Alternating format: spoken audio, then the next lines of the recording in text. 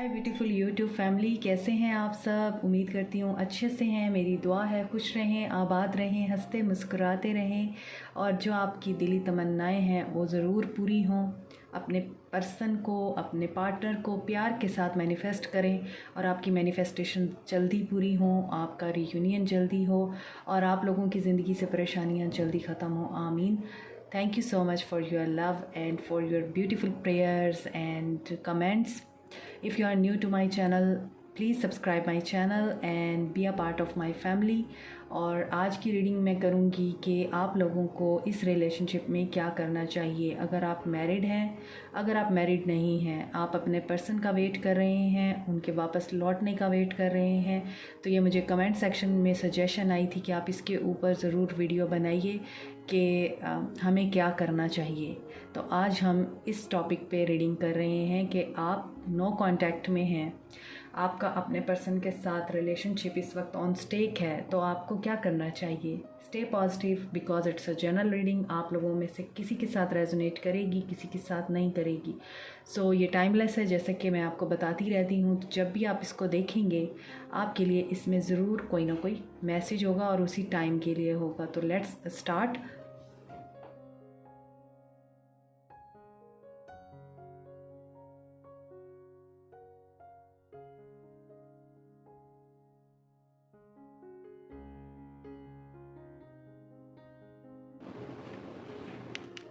सो यहाँ आपको कार्ड्स नज़र आ रहे हैं क्लियरली, आपको क्या करना चाहिए इस रिश्ते में और इस रिश्ते का क्या फ्यूचर है। आज की रीडिंग बड़ी इंटरेस्टिंग है, बड़े इंटरेस्टिंग कार्ड्स आए हैं। तो यहाँ पे सबसे पहले मैं आपको नंबर्स बता देती हूँ। Number 8, number 28, number 16, number 45 and 43 can be important for you. यहाँ पे सबसे ज़्यादा एनर्जी जो मुझे पिक हो रही है वो 11, 11, नंबर 2, नंबर 5 एंड नंबर 10 की एनर्जी है। तो इट मीन्स कि आप लोग या तो ट्विन फ्लेम जर्नी में हैं इस वक्त, या फिर आप कार्मिक टाइज में एक दूसरे के साथ कनेक्टेड हैं, चाहे आप शादीशुदा हैं या नहीं हैं। आप अपने पर्सन के वापस आने का वेट कर रहे हैं या अपनी लाइफ के ठीक होने का वेट कर रहे हैं, अपने हस्बैंड के साथ, वाइफ के साथ, पार्टनर के साथ। सबके लिए ये रीडिंग है, कलेक्टिव है। तो यहाँ पर नज़र आता है आप लोग वाकई में चेंज से गुजर रहे हैं, ये तो नज़र आ रहा है, मगर इस पर्सन ने आपको बहुत ज़्यादा कंफ्यूज करके रखा हुआ है।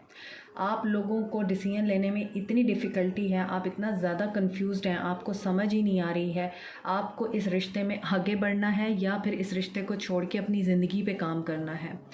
आपको इस रिश्ते में तो विक्ट्री चाहिए थी, आपको चाहिए, आप इस रिश्ते पे काम करना चाहते हैं।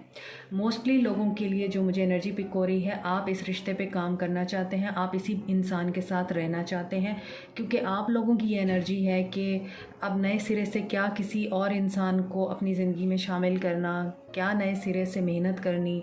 तो जिस इंसान को हम इतने अरसे से जानते हैं, हम उसी इंसान को ही क्यों ना अपनी ज़िंदगी में दोबारा से चांस दे दें, हम उसी पे ही क्यों ना दोबारा मेहनत कर लें, क्योंकि हम उसे जानते भी हैं, हम उसकी अच्छी बुरी तमाम आदतों से वाकिफ़ भी हैं।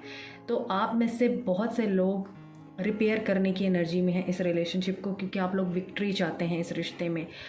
आप बहुत ज़्यादा इम्पेशेंट भी हो रहे हैं, आपको चीज़ें बहुत जल्दी जल्दी ठीक करनी है, मगर यहाँ पर नज़र आता है कि यूनिवर्स की तरफ से डिले चल रहा है, टाइम बहुत ज़्यादा लग रहा है चीज़ें मूव ऑन करने में, या चीज़ें जो हैं आगे बढ़ने में, मामलात को दोबारा से ठीक होने में टाइम लग रहा है। यहाँ पर आप जिस इंसान के साथ कनेक्टेड हैं, ये बंदा इमोशनली अपनी फैमिली और अपने लव्ड वंस के लिए बहुत ज़्यादा प्रोटेक्टिव है। ये इंसान फैमिली ओरिएंटेड है, इसको बैलेंस करना आता है। एक पर्सन ऐसा है जो कि बहुत ज़्यादा इमोशनल है, एक इंसान ऐसा है जो कि बहुत ज़्यादा मटेरियलिस्टिक है। कुछ लोगों के लिए आपके पर्सन इमोशनली अपने फैमिली के साथ, अपने घर वालों के साथ, आप लोगों के साथ बैलेंस क्रिएट करने की कोशिश करते रहे हैं, मगर ये बैलेंस क्रिएट नहीं हुआ। कुछ लोगों के लिए मुझे ऐसा लगता है कि आप लोगों के पर्सन बहुत ज़्यादा मटेरियलिस्टिक रहे हैं, आप लोगों के पर्सन सिर्फ करियर पे ही फोकस रहे हैं। कुछ लोगों के लिए मुझे ऐसा लग रहा है आपके पर्सन प्लेयरिश एनर्जी में रहे, इन एंड आउट रहना और बहुत ज़्यादा इम्पल्सिव रहना, बहुत सारी औरतों में रहना, आपके साथ साथ दूसरे ऑप्शंस को भी ट्राई करना, उनके साथ फ्लर्ट करना उनकी हैबिट रही है। कुछ लोगों के लिए मुझे आपके पर्सन बहुत ज़्यादा ऐसे इंसान नज़र आते हैं जो सिर्फ़ और सिर्फ फैमिली ओरिएंटेड है। अब ये आप लोगों की सिचुएशन पे डिपेंड करता है कि क्या चीज़ आपके साथ रेजोनेट कर रही है। बट पर्सन आपके जैसे भी हैं, हम बात कर रहे हैं आपकी। आपके साथ क्या हो रहा है, आपके पास चॉइसेस मौजूद हैं इस वक्त। आपके पास एक चॉइस है जो कि आपको इमोशनली कंटेंट कर सकता है, इमोशनली टेलीपैथिकली स्पिरिचुअल लेवल पे आपके साथ, आपकी सोल के साथ कनेक्ट करेगा। एक पर्सन ऐसा है जिसका आप वेट कर रहे हैं। कुछ लोगों के लिए एक पर्सन ऐसा है जो कि मटेरियलिस्टिक है या फिर वेल्दी मैन है, बहुत ज़्यादा पैसे वाला आदमी है और ये आप लोगों को फाइनेंशियली बहुत ज़्यादा सपोर्ट कर सकता है, लेकिन इमोशनली आप लोगों के लिए अवेलेबल नहीं होगा और इसके बावजूद आप अपने पर्सन के ऊपर स्टक हैं। तो आप लोगों की लाइफ में चॉइसेस हैं, इस वजह से आप इंडिसीजन की एनर्जी में हैं, मगर आप लोग अपने पर्सन को वापस लाना चाहते हैं। आप लोग अपने पर्सन के साथ आगे बढ़ना चाहते हैं, हैप्पी फैमिली चाहते हैं, आप उनके साथ विक्ट्री चाहते हैं, आप उनके साथ। यहाँ पर ये चीज़ें नज़र आती हैं कि आप अब इम्पेशेंट हो रहे हैं, आपको इम्पेशेंस नहीं दिखानी है। आपके लिए 3 कार्ड पेशेंस के हैं, पेशेंस, पेशेंस एंड पेशेंस। आप पेशेंटली प्लान करें, आपने जो भी करना है। हमारा क्वेश्चन है कि आपको क्या करना चाहिए। आपको क्या करना चाहिए, आपको पेशेंटली प्लान करना चाहिए, अपना होमवर्क कीजिए। आप देखिए कि माजी में आपके पर्सन आपके साथ कैसे रहे हैं, आपका उनके साथ किस तरह का बिहेवियर रहा है और उनका आपके साथ कैसे रहा है।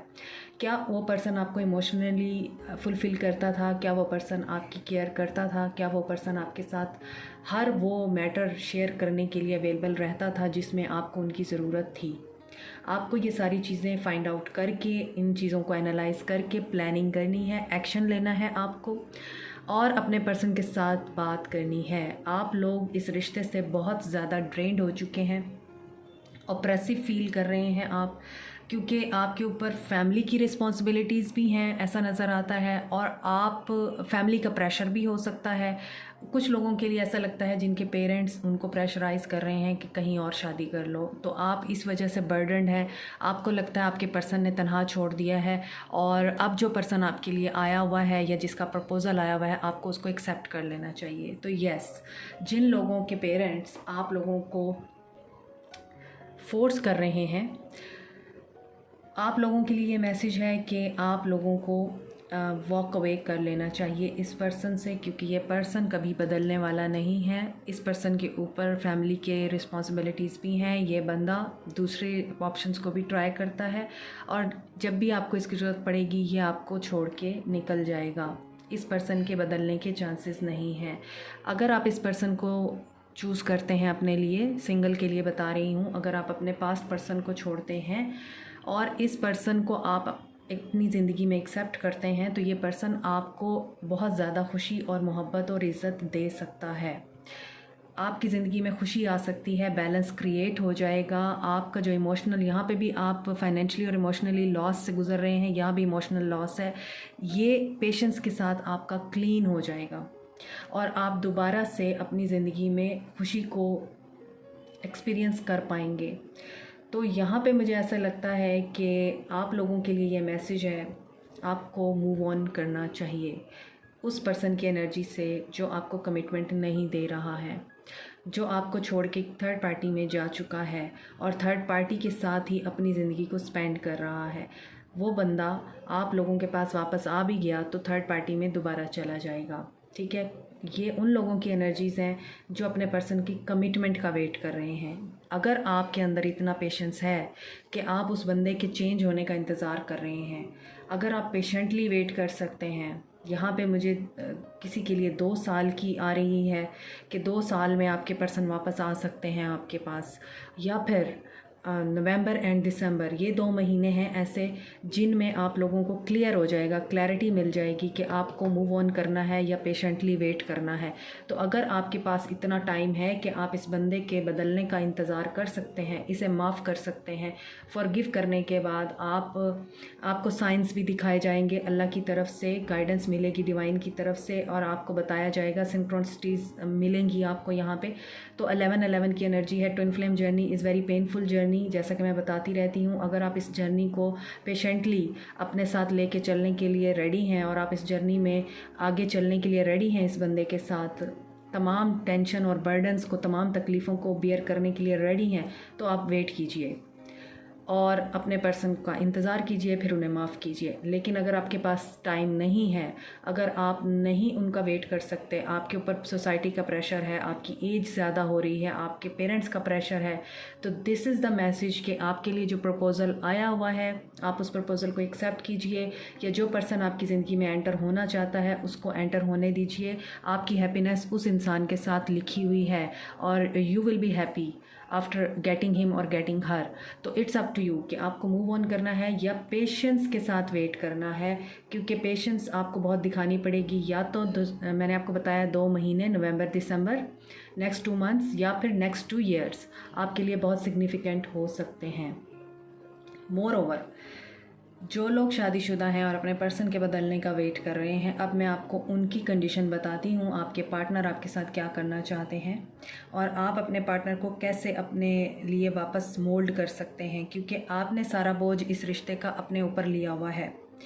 आप भी बहुत ज़्यादा स्ट्रेस में हैं, आपको भी टेंशन है, आपको भी सक्सेस चाहिए, आपकी ज़िंदगी बहुत ज़्यादा ट्रांजिशनल फेज से गुज़र रही है, आप अपने पर्सन को वापस हासिल करना चाहते हैं, आपके पर्सन बहुत प्राइड में रहते हैं और अनहैप्पीनेस की आपको वाइब्स देते हैं, क्योंकि आप हर दफ़ा ही उनसे बहुत ज़्यादा स्ट्रेस में आ जाते हैं और आप अपने आप के साथ पीस मेंटेन नहीं कर पाते इस पर्सन की एनर्जी की वजह से, जिसकी वजह से आपको हमेशा यही लगता है कि आपको अकेला छोड़ दिया गया है, आप तन्हा रह गए हैं। आपको तो प्यार चाहिए था, आपको तो इज़्ज़त चाहिए थी, और आपके पार्टनर आपको अब्यूज़ कर रहे हैं, सारा बोझ आपके सर पे डाल दिया है और आप खुद आज़ाद हो गए हैं। तो ऐसी सूरत में आपको ये कहा जा रहा है, प्लानिंग कीजिए, एक्शन लीजिए, बात कीजिए अपने पर्सन के साथ, क्योंकि आप उन लोगों में से हैं, जो मेरे व्यूअर्स हैं, ये तमाम के लिए मैसेज है कि आप लोगों का फ़ायदा उठाया जाता है और आप इस बेस पे, इस उम्मीद पे काम किए जाते हैं, लोगों को एक्सेप्ट किए जाते हैं कि शायद आपके दिन बदल जाएं, कि शायद अगला जो है आपकी इस पॉजिटिविटी और इस अच्छाई की वजह से आपके पास वापस आ जाए। इसी वजह से आप हर किसी की मदद करते हैं, लेकिन आपको रिटर्न में धोखा मिलता है, आपको रिटर्न में स्ट्रेस मिलता है, तन्हाई मिलती है, इज़्ज़त नहीं मिलती।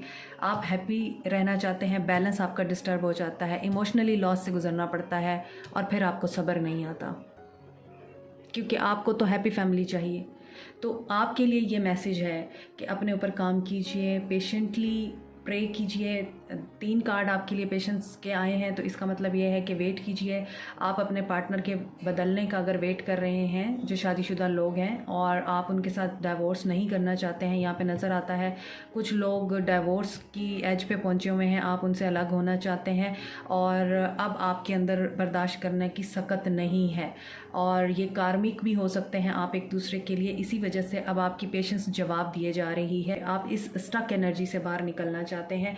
तो आपके लिए डिवाइन की तरफ से मैसेज है, अगर आप डाइवोर्स नहीं करना चाहते, आप सेपरेशन में नहीं आना चाहते हैं, अपने पर्सन को माफ़ कीजिए, क्योंकि यहाँ पे 2 कार्ड है, फॉरगिवनेस एंड लर्निंग फॉरगिवनेस, और इन दोनों कार्ड्स का मतलब यही है कि अपने पार्टनर को माफ़ कीजिए, पेशेंटली उनका वेट कीजिए अगर आप किसी ऑप्शन को ट्राई नहीं करना चाहते हैं, और प्रे कीजिए कि जल्दी आप लोगों के पर्सन जो हैं वो आपके लिए बेहतर इंसान बन जाएं, या आपके पर्सन या आपका एक्स वापस आ जाए। But I am telling you, यहाँ पर पेशेंस है, जल्दी नहीं होगा, ये बहुत टाइम लगेगा।